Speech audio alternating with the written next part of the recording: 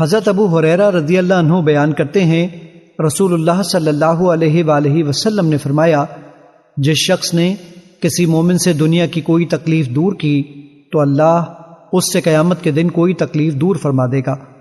جس شخص نے کسی تنگ دست پر آسانی کی تو اللہ اس پر دنیا و آخرت میں آسانی فرمائے گا۔ جس نے کسی مسلمان کی عیب پوشی کی تو اللہ اس کے دنیا و آخرت میں عیب پوشی فرمائے گا۔ اللہ بندے کی مدد فرماتا رہتا ہے جب تک بندہ اپنے بھائی کی مدد کرتا رہتا ہے۔ اور جس شخص نے طلب علم کے لیے کوئی سفر کیا تو اللہ اس وجہ سے اس کے لیے راہ جنت آسان فرما دیتا ہے۔ اور جب کچھ لوگ اللہ کے سوا کسی گھر میں اکٹھے ہو کر اللہ کی کتاب کی تلاوت کرتے ہیں اور آپس میں پڑھتے پڑھاتے ہیں تو ان پر سکینت نازل ہوتی ہے، رحمت انہیں ڈھانپ لیتی ہے، فرشتے انہیں گھیر لیتے ہیں، اور اللہ اپنے پاس فرشتوں میں ان کا تذکرہ فرماتا ہے۔